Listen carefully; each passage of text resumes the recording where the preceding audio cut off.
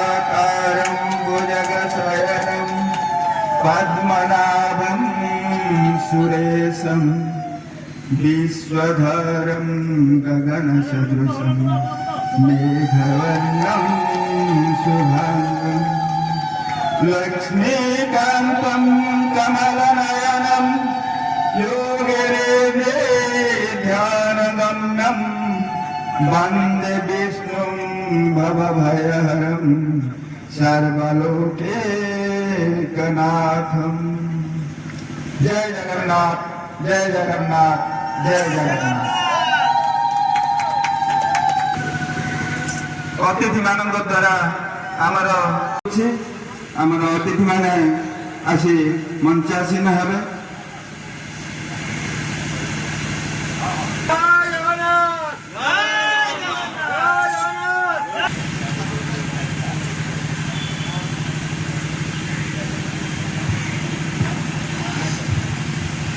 बेहरा उत्तर और पुष्पगुच्छ दे सम्मानित करिबे। कुस्ती उन्नयन अधिकारी पुष्पगुच्छ उत्तर दे सम्मानित करिबे।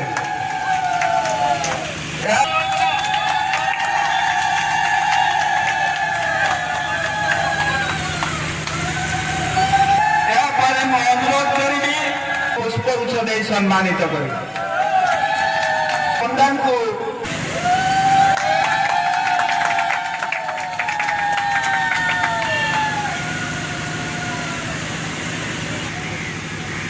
ग्रामर आमला तो अंतर्गत 8 नंबर वार्ड सभ्य श्री शिशिर कुमार पंडा को से आसे वरिष्ठ सांबादिक अर्णवचरण दास ये जो आज जो राजस्व ग्राम प्रशासनिक स्तर में जो डिक्लारेसन दिगला एथिपाई बहुत संग्राम करने पड़ी या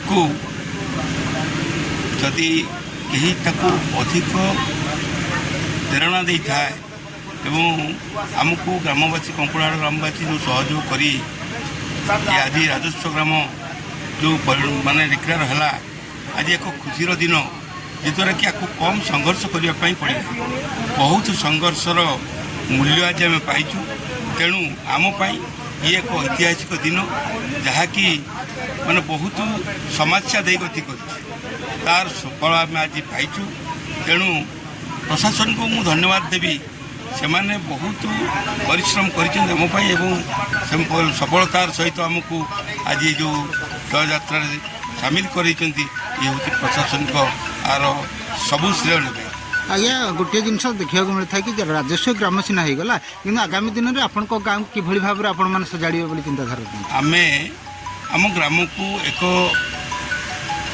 सुस्थ ग्राम और आदर्श ग्राम करने आम समस्त साहाय्य सहयोग आम ग्रामवासी नबू मु आशा करुँची जे आम ग्रामर जो राजस्व ग्राम मान्यता पाई निश्चित भाव में आमको आगामी दिन में आम भाई माने आम हलदीपाल ग्रामवासी निश्चित भाव सहयोग करेंगे और एक आदर्श ग्राम करने आम सचेष्टा कर उत्साहित अच्छु आम दीर्घ ये राजस्व ग्राम आज घोषणा है पूर्वर आम बहुत खुशी भी थिलु आज वर्तमान सुधा खुशी अच्छु एवं आपको बहुत चेष्टा आम ग्रामर समस्त पिला माने आम भाई माने सांबादिक माने आज ये प्रोग्राम को साफल्यमंडित करने सहयोग से आमको भी साथ देती। द्वितीयतः आमर ये ग्राम को राजस्व ग्राम कर जो चेष्टा आम ग्रामवासी समस्त साहाय्य सहयोग एवं आमर कंकड़ाहाड़ प्रशासनिक कल साहाय्य सहयोग आम आगु पाई आज आम समस्त आनंदर सहित पालन करुचु से आम मन खुशी आनंद विभर आम नाची जाऊँ आम मन तन जीवन सबू भी नाची उठुଛି। आ गोटे जिनस जहाँकि तहसिलदार मैडम कहते खाली गाँ मान्य राजस्व मान्यता पाई से सब नुह कि गाँव कि भाव में आप आगे सजाड़े ଆଗକୁ ତ ସଜାଡ଼ିବା ପାଇଁ ଆମେ ସମସ୍ତେ ତତ୍ପର ଅଛୁ। ବର୍ତ୍ତମାନ ଆମର ଉଦୀୟମାନ ଯୁବକମାନେ ସବୁ ଅଛନ୍ତି, ଆମ ଭାଇମାନେ ସମସ୍ତେ ଅଛନ୍ତି ଏବଂ ସମସ୍ତେ ଆଜିର ସମାଜକୁ ଆଗକୁ ନେବା ପାଇଁ ପିଲାମାନେ ବି ବହୁତ ଆଗ୍ରେସିଭ୍ ହେଲେଣି ଏବଂ ଆଗକୁ ନେବା ପାଇଁ ମୋର ବିଶ୍ୱାସ ନିଶ୍ଚିତ ଭାବରେ ବହୁତ ଶୀଘ୍ର ଗାଁ ଆଗକୁ ବଢ଼ି ଚାଲିବ। ଅଧିକାର ବସ୍ତି ସେ ଆଜି ଗୋଟେ ନୂତନ ରେଭିନ୍ୟୁ ଭିଲେଜ୍ ହେଇପାରିଛି। ସେଇଟା ଆଜି ବୋର୍ଡ଼ ଅଫ୍ ରେଭିନ୍ୟୁ ସେ ଆସିଲାଣି 4/3/2024 ମସିହାରେ ସେ ଆପ୍ରୁଭାଲ୍ ପାଇସାରିଛି। ଆମ ପାଖକୁ ବି ଆଜିକୁ 7-8 ମାସ ତଳୁ ବି ତା'ର ଲେଟର୍ ବି ପହଞ୍ଚି ଯାଇଛି। ସେଇ ରେଭିନ୍ୟୁ ଭିଲେଜ୍ଟା ଶଶାପୋଷୀ ପୂର୍ବରୁ ଗୋଟେ ରେଭିନ୍ୟୁ ଭିଲେଜ୍ ଥିଲା। ସେଇ ରେଭିନ୍ୟୁ ଭିଲେଜ୍ର ଏଇ ହଳଦୀପାଳ ବସ୍ତି ହେଉଛି ଗୋଟେ ହାମଲେଟ୍। ତ ଏଇ ହାମଲେଟ୍ଟା ସେ ତା'ର କ୍ରାଇଟେରିଆ ସବୁ ଟଚ୍ କରୁଥିଲା ଗୋଟେ ରେଭିନ୍ୟୁ ଭିଲେଜ୍ ହେବା ପାଇଁ, ଯାହାଫଳରେ କି ସେ ଆଜି ରେଭିନ୍ୟୁ ଭିଲେଜ୍ର ମାନ୍ୟତା ପାଇପାରିଛି। ନିଜର ସ୍ୱତନ୍ତ୍ରତା ଗୋଟେ ସେ ବଜାୟ ରଖିପାରିଛି, ନିଜର ନାଁ ଗୋଟେ ସେ ଗୋଟେ କ୍ରିଏଟ୍ କରିପାରିଛି। ଆଉ ଯେଉଁଥିପାଇଁ କି ଲୋକମାନେ ଆଜି ଖୁସିର ସମାରୋହରେ ଆଜି ସଭା କାର୍ଯ୍ୟ ଅନୁଷ୍ଠିତ କରିଥିଲେ।